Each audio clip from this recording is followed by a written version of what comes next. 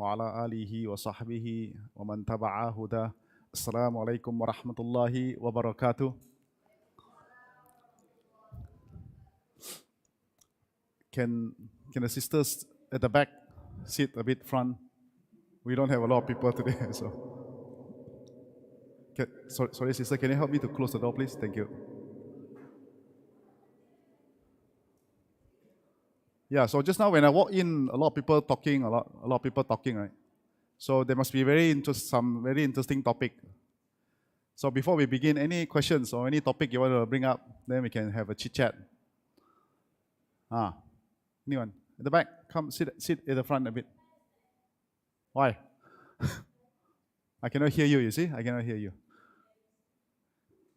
Any topic you want to bring up today before we start talking about this topic? Any questions? So we do a little bit different Q&A first. Instead of Q&A at the back, because normally when we do Q&A at the back, people don't have time to ask questions, right? So today I give you a chance to ask questions. Any questions before we start the class? Don't have question. Come on. Just now I walk in, blah, blah, blah, blah, blah, blah, blah. There must be a lot of interesting topic I miss. Come, share. Any reverts here? Revert. 1, 2, 3, 4, 5. Less than 5 years. Okay, mashallah. Less than 5 years, or less than 5, okay. So any questions from the reverts? Any challenges you have? Perfect already.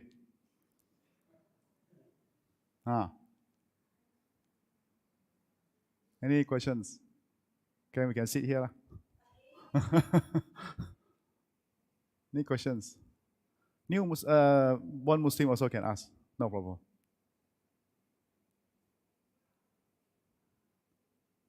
Never expect Q&A start first.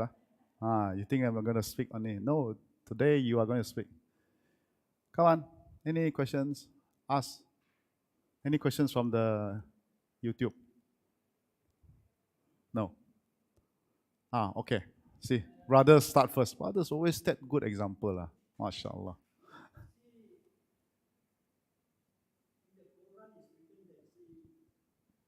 Between men and women, you are not allowed to stay together unless it's husband and wife. Okay.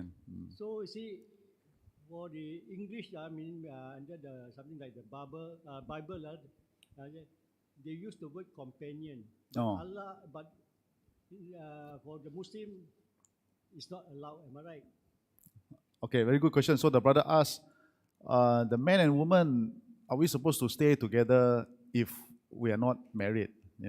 Because in Islam, only the married couple can stay together. Meaning like, some practice they said companionship. I have it's not my spouse, but my long-term partner, they call it. Is it allowed in Islam? Actually, it's not just in Islam. In many cultures also don't allow. Yeah, correct. Understand? Correct.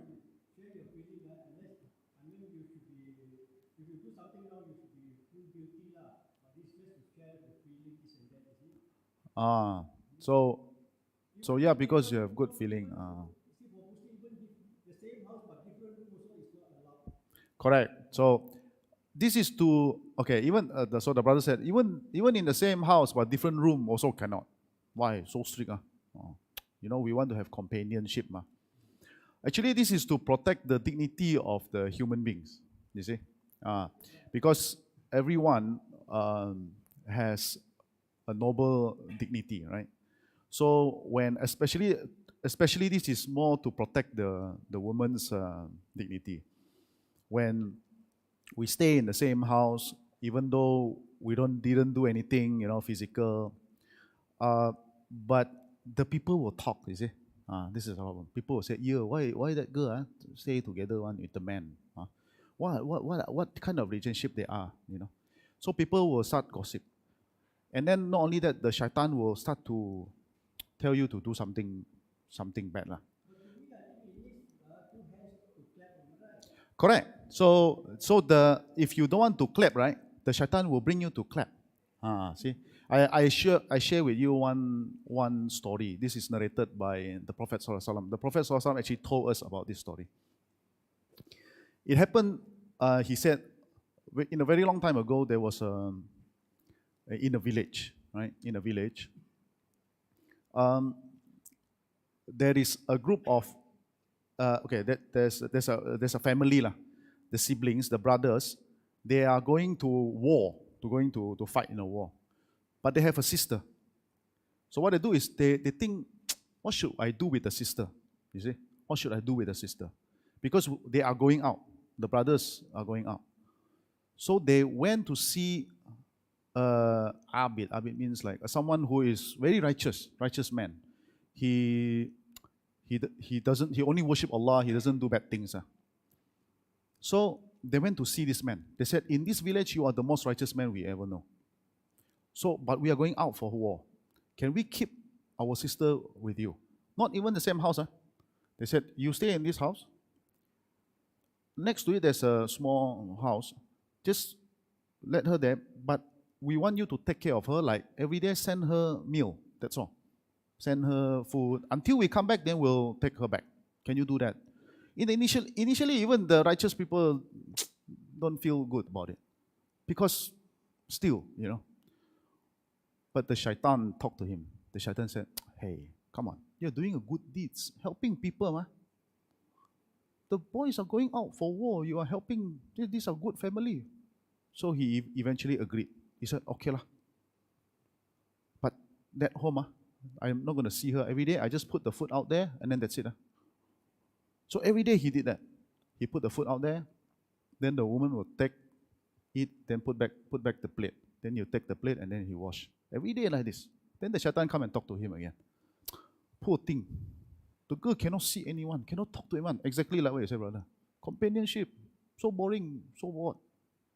Go talk to her lah. Never mind, you stay outside, you talk to her from the door only. Talk to her only. No need to see her. Then he said, oh, true also lah. When are the brothers coming back? Start going to the door and talk to her. Assalamualaikum. How are you, sister? Are you okay inside? You everything okay? Start talking, chit-chatting. Ha ha ha ha ha ha ha. Next thing, then the shaitan said, kasihan also lah. Like in the jail, cannot see people. Let her open the door lah. But you don't go in. Talk only. From outside, you talk from afar. Oh, true also. Same. Open the door. Talk. One thing lead to another. The man eventually go inside. Eventually what happened? They commit adultery. Eventually what happened? The woman pregnant. So one thing lead to another. Again, the story is quite long. Okay, maybe I will end the story. So what happened is, he got panic. He committed sin. He made the woman pregnant. So the shaitan told him, kill her. Kill her, bury her. When the brothers come back, tell the brothers, your sister died from a disease. Nobody will know. Only me and you, the shaitan said. He killed her. He buried her. Then the brothers come back and told the story. Disease killed her. She got sick, died. And then the brothers, very sad, went back. And then they dreamt. They dreamt about the sister. The sister dreamt up telling her, I was buried in the hut. And then they went there and they correct. So they found her. Then they wanted to kill the man. And eventually the man, right before he was killed by the brothers, the shaitan came to him. He said, I will help you. I will help you to get out of this. But one condition. What was the condition? Make sujud to me, he said.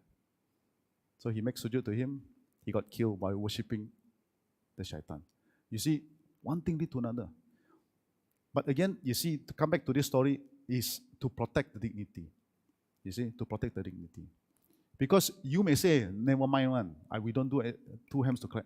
But the shaitan works in the wonderful ways, in the way that you and I cannot imagine. Even the abid, someone who is very righteous, who only worship Allah, spend his whole lives worshipping Allah, eventually, you see, tricked by shaitan. So sometimes actually, you may think you want to do good things. But but is it according to the law of Allah? You have to think about that. And that's why in Islam there's no such thing as I want to do something good, but by all means, by any means to achieve that goal. No. Islam, there's no such thing. Your means must be halal. You want to do that thing, must be halal, and your means must be halal. And this is why even going for Hajj, can we take loan to go Hajj? See? Exactly. You cannot go. I'm sick. I'm in the hospital. I still want to go Hajj. You will me to the no. See? There's no such thing as I want to go. I want to do. So coming back to your story. Coming back to your questions, is to protect from each other. Right? But what if they are married? You don't have to worry, right? What if the man and the woman are married? So what could have been done? Actually, marry the sister to the abid, right? Correct or not? So you see, marriage is the way out, or the halal way, right? Because in everything that Allah has made it haram, Allah has always given us an alternative to make it halal. There's always a halal way. Not one, many, actually. So yes, to protect each other. It's not just protect the woman, protect you also. You could be a very righteous man, right? Just like this, he could be a righteous man. Then people start talking, what is this? What is this? What is this man? He's so righteous, beard very long, but doing all these kind of things. So protect his reputation also. So this is to protect both parties. Very good questions. Any other questions? I take one more. Must take from the sister, then fair. Or anyone wants to add from what I said?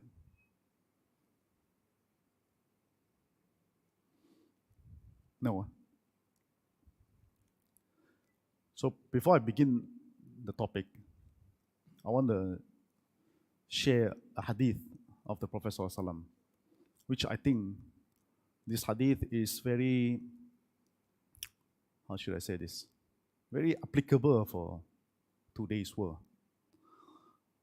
The Prophet ﷺ, you can find this hadith in the 40 hadith of An-Nawawi, in hadith number 12, where the Prophet ﷺ said, Min husnil islamil mar'i tarkuhu ma la ya'nihi.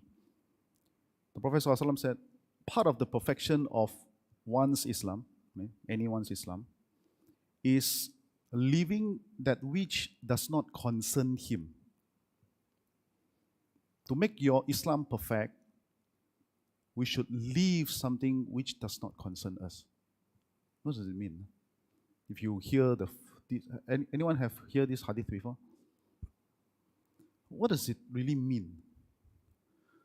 To make it simple term, don't be kepochi, don't busybody. Why I say it's very applicable for today's world. Today's, unfortunately, I want to talk about us, the Muslims, including myself. We really spend a lot of time in things that do not concern us. To the extent we have left things which should benefit us. Right? Things like what? Things like makruh, something that is, or things like conspiracy theory. Read your Facebook or WhatsApp. Come on, people talk about so many things. Comment. Things like different in opinion, debate. Things that is permissible, but we indulge in it. Get to know so much. But when it comes to our obligations towards Allah, towards our own family, towards our neighbors, we ignore. True or not? We're all guilty, including myself. Social media is the evil. WhatsApp is the email. Subhanallah. Forward, reply. To the extent we don't even call our friends. We like to text only. Like to gaduh, debate. Meet lah, face to face, talk. But really, to perfect our religion, the Prophet ﷺ said, we must learn how to prioritize things. Must learn. One of our major issues is we don't know what is more important in our life. We don't know how to prioritize. We focus in things that is lower priority and ignore the one that is higher priority.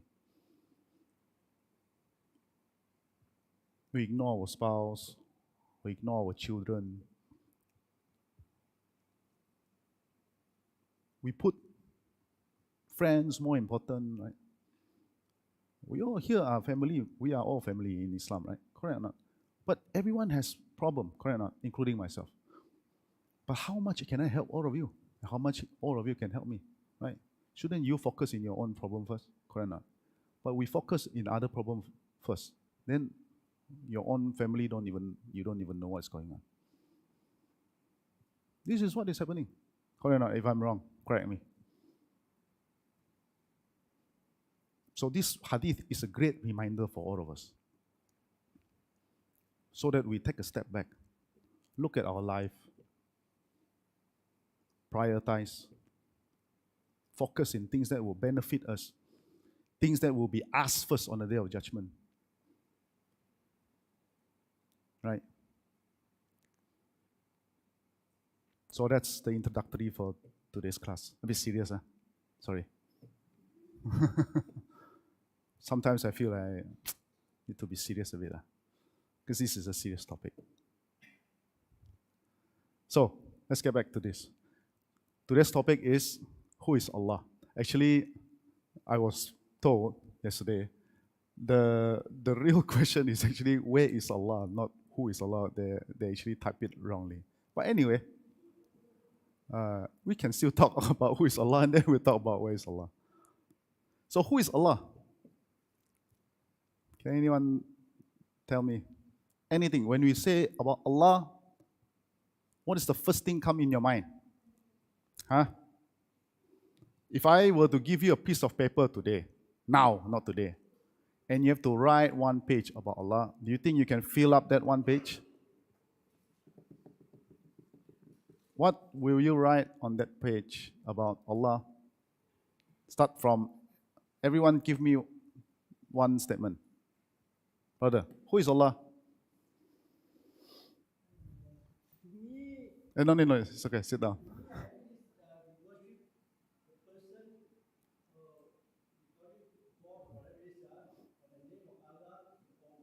Almighty, okay. So He's the Almighty. Yes, brother. The Creator, not just Creator, the Creator. He's the Creator. Yes, brother. Who is Allah? The self-sustained. He creates and He self-sustained. He doesn't need anyone. He doesn't need anyone. Allahus Samad. He's As-Samad. He doesn't need anyone. He is self-sustained. Yes, brother. Who is Allah? He's not born. Doesn't have parents, one. Not born. He's there. From the very beginning, He's already there. He's not being created. He's not born, one. Yes, brother. Next. Everyone, I will ask one. So you better start thinking at the back. Or I may jump to the back one. You never know. Huh? He's not like anything of His creation. MashaAllah. He is not like anything. Yes, brother. Who is Allah? Lord of the worlds. MashaAllah. The kings of the kings. Maliki Yawmiddin. He is the king of all the Alamin. He is the Rabbul Alamin. Now we go to sister. At the back. Sister, yes. Who is Allah? The Almighty already said, don't copy. The Creator already said. The Creator also Cannot said. hear. Cannot hear. Creator? The Creator say already. Oh. Ah. Oh, you see, all copy from the boys. Man, come on. Cannot skip one. No pass, must say. So my Allah has 99 names. Hey, no 99 people here, right? the responder. The what? Responder. The responder, he answers prayer. MashaAllah. You call him, he answer you. Yes, next. Pass the mic to the next. Cannot run away one. Everyone must answer. Today, good class for me. Yes. Where's the mic now? Come on. If you don't know English, you can speak Chinese. Next one. Whoever. The Huh? most hearing. The what? The most hear. The all hearer. Yes, he's hear what we say. Even the things that we don't say it's in our heart, he knows. Yes. Next. The most forgiving. The what? Most forgiving.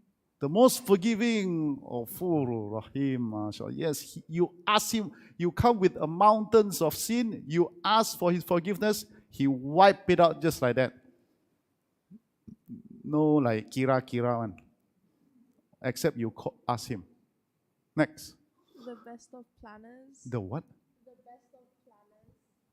I cannot hear what? The best of what? The best of planner, mashallah. You plan, he plans, his plan sure jadi one. Your plan maybe not. The most merciful. Okay, most merciful. Yes, he's very merciful. To the extent what? Okay, no, Q&A already start just now. He's most merciful. To the extent that people who do not worship him, he still feed them, still give them air, still give them food. Doesn't kira one. Not just give to those who worship him. Those who do not worship him, he still give. Merciful, no? Next. The provider. The provider, yes, he creates us and he provides. He provides. He doesn't just create us and say, go, look for your own, go. No, he provides to us. All the food that we have, shrimp of prawn, crab, fish, cow, whatever, all created by them. He provides to us. He provides to everyone. Everyone. No kira one. No say, you get. No, everyone's get. Next. The most generous. The most generous, correct. The most generous. He would give and give and give without stop. Allah is the creator of the universe, and The we creator are his already said just now. creations. Yeah, we The- are his creations, and everything that is in existence are his creations.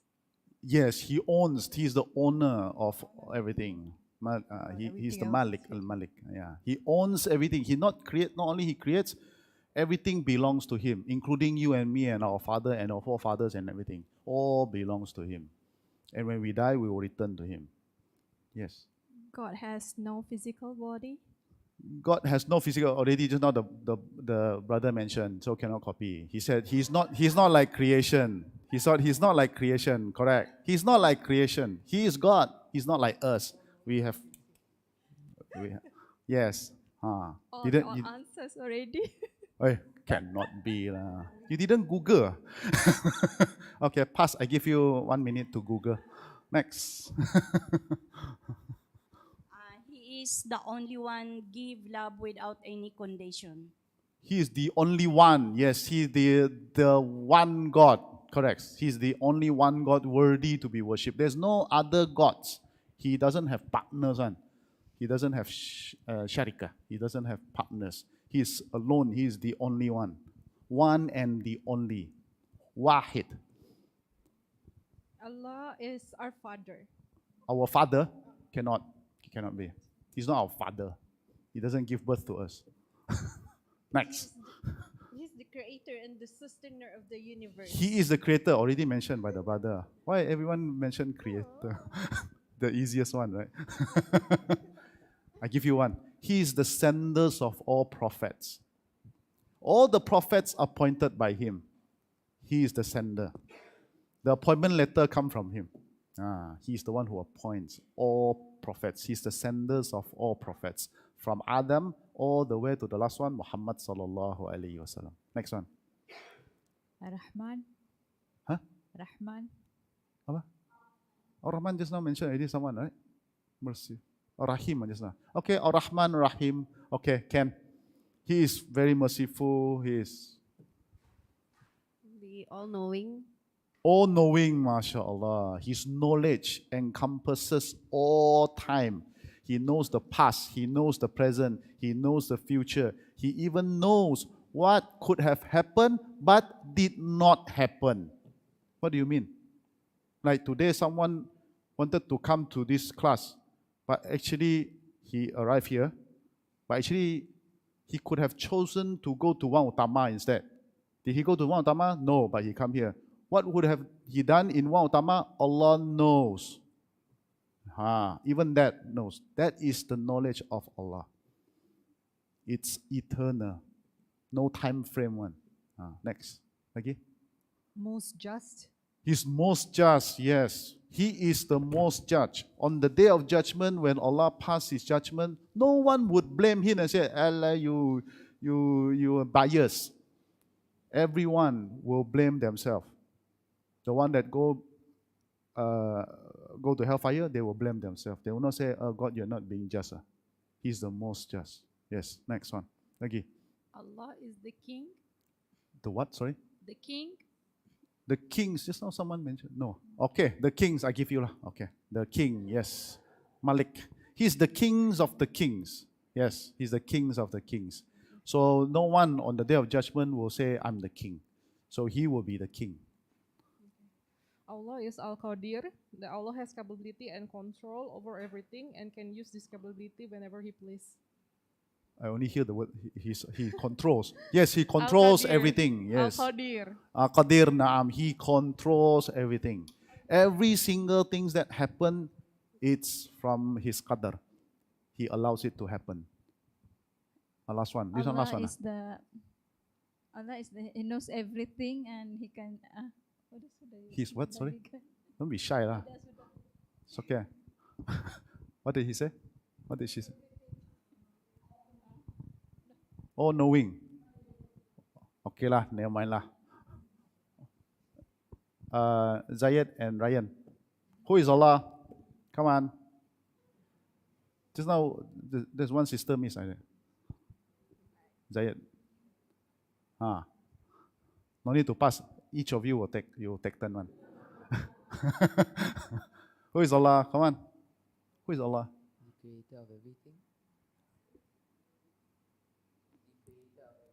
Already just now, no need to copy. Another one. Zayed? You don't know? MashaAllah. Today you know. So many already just now. Okay, so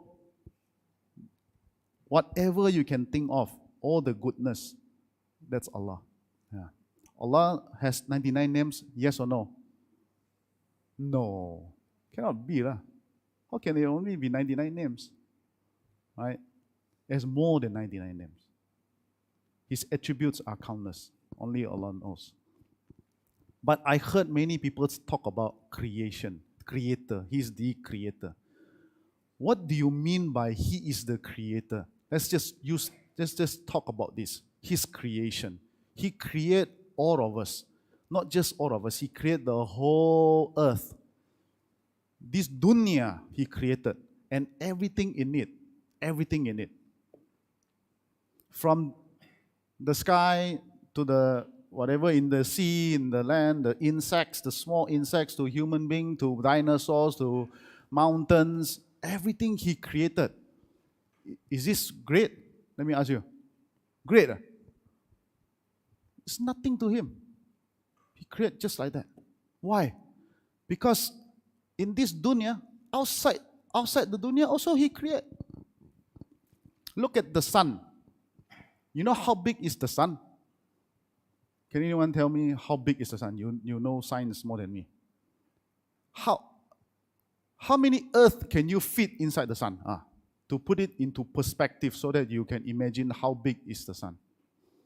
1.3 millions of earth can put inside the sun. This is how big is the sun. And Allah created all this. So this dunya is nothing in comparison to the sun. And the sun is nothing in comparison to this solar system. Correct or not? Sun is only one of the small stars in these galaxies. Small stars. There are zillions of stars bigger than the sun. He created all that. And all how many zillions of galaxies that make one sky only. First level of heavens, we call it. And Allah created how many heavens? 7 heavens. Whatever we can see, you looked up, only one heavens only. We are so small in comparison to the first sun, to first sky, first heaven. We are literally nothing. Nothing. And the Prophet ﷺ told us, between the first heaven to the second heaven, the distance is how many years? The first heaven to the second heaven, to travel from first heaven to the second heaven, 500 years. That's the distance. You need 500 years to travel to the second heavens. Another 500 years to the third. Another 500 years to the fourth. Another 500 years to the fifth and the sixth and the seventh. So now just imagine you are in the 7 heavens. What is earth? To you, to us? Nothing. Literally is nothing. And all this created by Allah subhanahu wa ta'ala. 7 skies. And after the 7 skies, what do we have? Do we know? Kursi. Kursi. The footstool of Allah. A kursi is after the 7 skies. How big is the kursi? How big? To put into perspective, the Prophet ﷺ told us that al-kursi compared to the 7 skies are like what? Like you take out your ring, he said, you take out your ring and throw it into the desert. That ring is like the 7 sky and the desert is kursi. So can you still imagine where are we now? That's the kursi only. After the kursi is what? The throne of Allah. Arsh. Again, how big is Arsh?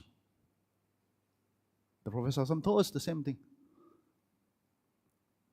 The Arsh is the desert now. The kursi is the ring. Just now the kursi is the desert, the 7 sky is the ring. Now, in perspective to the Arsh, kursi is just the ring. That's how big the creation. All this created by Allah subhanahu wa ta'ala. And Allah, where? Where is Allah? Above Arsh. Outside of the creation. And Arsh,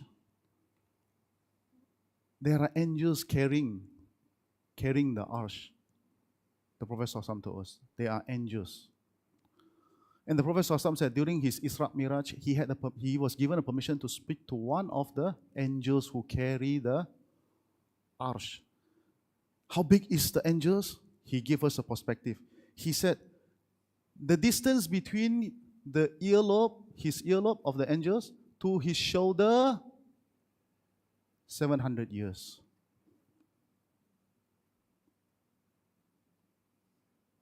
And that's the one we are commanded to worship. So, is he worthy to be worshipped? Let me ask you.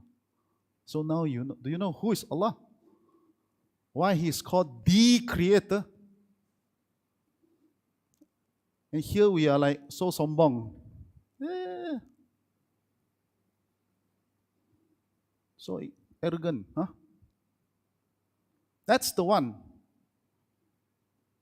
That's the being, the living being we are commanded to worship. That's the one that when we die, we will return. That's the one Allah says, whoever eat riba will declare war to him. Subhanallah. That's the one you declare war to. Do you know that?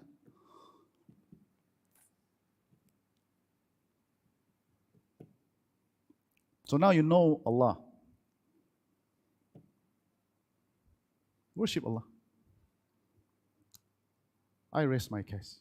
Anyone has any other questions? That's Allah. So where's Allah? Actually, it happened in the time of the Prophet ﷺ. One of the companions went to see the Prophet ﷺ. He had a slave girl. He said, I accidentally slapped her. So should I free her? So the Prophet ﷺ said, bring the slave girl. So he asked the slave girl, Ain Allah, where is Allah? And he said, Fis sama. Fis sama means in the sky, or actually fi in Arabic can be in or above. Or so the Prophet ﷺ said, and wa ana? He said, ask him, what about me? Who am I? He said, Anta Rasulullah. You are the Rasulullah. Then he said, he is a believer. Free him, free her. So we know when she said fis sama in the sky or above the sky, she has the right understanding. Yeah, she has the right understanding. So Allah is not in our creation. He's not in our in our direction or in our dimension. Because He's above, He's outside. He's above our creation. I mentioned just now, right? He is above Arsh. And the Arsh is the last thing He created. Or not the last thing, I mean in terms of perspective. Okay? Sorry, I was a bit late just now. Any questions? So thank you for participating in the class. So you guys have been a very good participant. So I don't have to speak so much.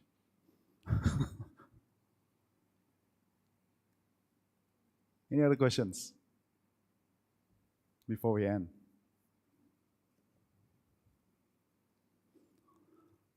Yes, sister.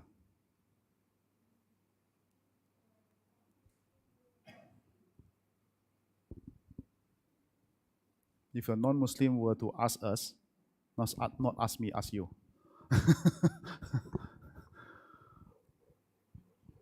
Assalamualaikum. If a non-Muslim were to ask you, Okay. this question exactly like, Okay. who is Allah? So what is the best way for us to tell them in the layman's term, in easy for, Okay. even in social gatherings? Very good. So if someone, a not yet Muslim, asks you, who is Allah? How do you answer this? It depends. It depends who you're talking to. If let's say you're talking to your family members who are not yet Muslims, right? And you know them. You know, when I say you know them, means you know what are the things that they have about God, right? Then you will give them the answer to correct their understanding of God. If you talk to someone who is a Christian, who believes Jesus is the Son of God or is a God, then you tell him, Lam yalid wa lam yulad. God is not born and He does not give birth. Tell him that perspective. Yeah. Because if you were to tell him He's the all creator, yeah, he believed that. So tell him something that to correct his understanding. So depends who you talk to. Does it make sense? Yeah. Depends who you talk to, right? So if you do a public da'wah, street da'wah, you meet someone, perhaps you should ask him first, what is God to you? Then from there you answer him, answer her. Yeah. Any other questions before we end? We'll start already here. Any questions from the one yeah, question? there's Okay. one, Brother Adam. Okay. This question is not exactly related to who is Allah, but rather No problem. His Sharia. He says. Okay. Okay. May I know if a pet dog licked my hand, do I need to sum up with clay or only with soap and water? Very good. So the question was asked, if my pet dog licked my hand, should I do the samak? Samak means the 7 times cleaning. You clean with one soil, and then after that clean with water 6 times. So altogether 7 times. So should I do that? Okay, the issue with dog has different in opinion. Okay, why? From the hadith of the Prophet ﷺ, so if the dog licks the utensils, then you do the samak, meaning the 7 times of washing before you use it. So some scholar says it is only related for utensils, meaning like if you are going, because those days they share utensils. They share utensils. They don't have like, okay, this is the dog one, then this is mine. Those days they share. So they use, then they give the dog use. The dog use, then after that they use. So because of that, then it's better to wash 7 times, right? So this is based on some of the scholars says. The other scholar says, if you are not doing that, then you don't have to do 7 times. If let's say he licks your hand, you just wash as usual, because this is only if you share utensils. This is different in opinions when it comes to this. So for us,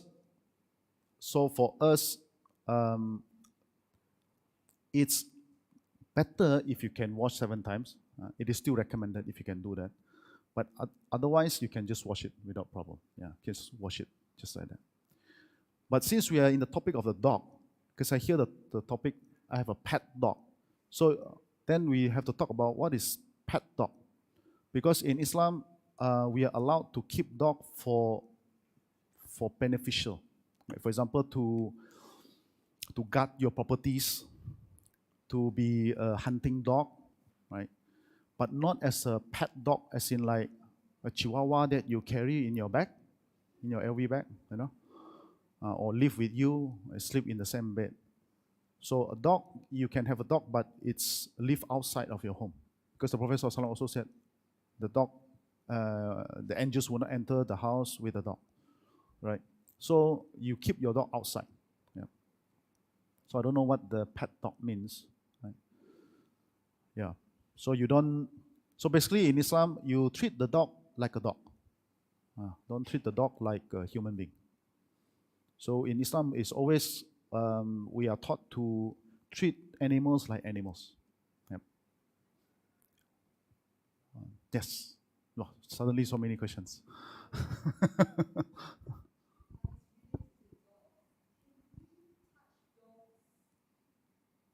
With can, no problem. There's no issue. Yeah, you want to touch dog, purposely touch dog, no problem. You want to pet him, no problem. That's not an issue. Yeah, it's not an issue. It's not an issue. Would we be able to keep a dog as a service dog? As a like, what? A service dog. Like in the West, like, you know, blind people sometimes have dogs, or people who are sick, or maybe they live alone, and because of their illness, they have a service dog who's able to detect when they're about to have a seizure or something like that. Service dog, like how? The dog serve you? The dog will detect when you're about to have a seizure, and they'll come to you and they'll bring, I don't know what it is, maybe like a phone, or they will assist you to get through whatever that you're dealing with. But today iWatch can do that. Right, the iWatch advertisement is better than the dog. Do you see that? Oh, my watch detect it. No, I mean, okay. Again, coming back to keeping a dog is if it's beneficial for you. But the ruling is you keep the dog outside. Yeah. You can have dog beneficial for you to guard your house, for example, to guard the boys from, you know, tackling your daughters. The Chinese always say, you need to have dogs. If you have very pretty daughters, then you better have very nice dogs. Yeah, so you can, but keep them outside. Keep them outside. Yeah. Yes, brother.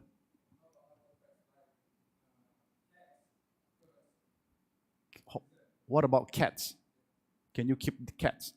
Cats, no problem, because the Prophet ﷺ said the cats are just like us. He mentioned that. Sorry? About birds? No issue in terms of, yeah. But it's just, okay, this is also another thing, since we talk about pets. You see, having a pet, it's not really what is recommended in Islam, you see. The prophets never have pets. Some people say, oh, he have a cat. No, he did not have a cat. Abu Hurairah has a cat. Hurairah named after the kittens. Yes, he has a cat following him, but he didn't keep him as a pet.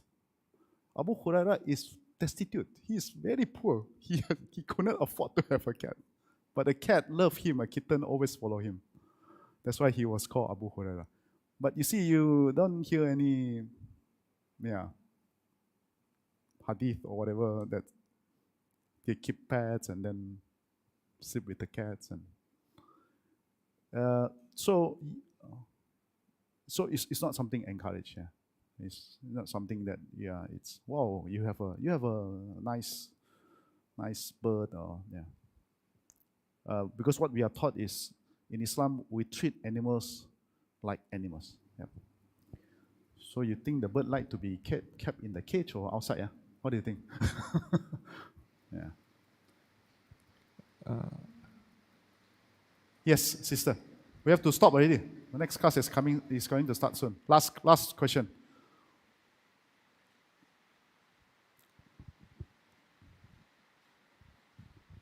Assalamu alaikum, brother. Oh, you have to speak louder. Sorry, I cannot hear you because of the rain. Assalamu alaikum, brother. Can you hear me? Can you hear me? I cannot hear you. But it's okay, you speak. Maybe someone else can pass the message. Can you hear me now? Okay.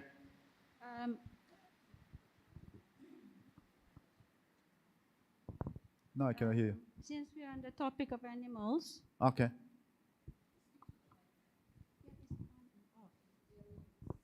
where was I? Since we're on topic of animals, Okay.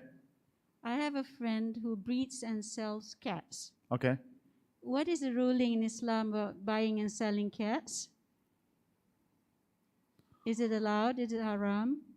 Yeah, it's not allowed. Yeah, it's not allowed. Is it haram? Yeah. Okay. I think you know, right? You just ask me. Yes, sister, yes. Thank you. Last question, we have to stop because the next class have to start. Sorry, brother. Sorry, take your time. My parents, they are not Muslim. Okay, and they have a pet dog in their house. Understand. They keep the dog in the house, so everywhere there is a fur. And Okay. dog also using the guest toilet.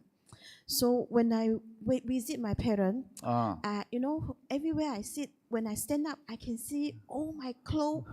It's a dog fur, Okay. I don't know what should I do. I don't know how I pray. This day when I visit them, because next to my house there is also hotel. I understand. So I stay in the hotel. I feel bad for my parents, and they change a lot. They're getting like me so much. So can you give me some advice? Okay, very good. So the sister says, my parents are not yet Muslims. They have pet dogs. So every time we go home, the home is all fur and you don't know where the dogs lick before. Then how should I pray? Yes, actually it happened to some of us here, including myself. So what I normally do is I would, if you want to pray in the home, if you want to pray inside the home, then of course, then you have the sajadah. That's why you use sajadah. And for your clothes, maybe perhaps you want to change sets of clothes before you, like for example, for myself, I would change to jubbah before I pray. Then I use sajadah to pray. Yeah, because you really cannot detect, right, where it is. Yeah, but you know if the dog literally live there and licks and everywhere. So your sajadah is your protection. And your clothes, you make sure you have since you sit here and there, right? Correct. Or stay in the hotel. It's an alternative, but your wallet may not be permissible. Or Airbnb. Okay, we really have to stop. The next class is going to start. Thank you for all your participation of the class. May Allah guide all of us and grant us that, the understanding of the religion and make us steadfast in implementing what we have learned in our life. Subhanakallah wa bihamdika asyhadu an la ilaha anta astaghfiruka wa atubu ilaik. Assalamu alaikum warahmatullahi wabarakatuh.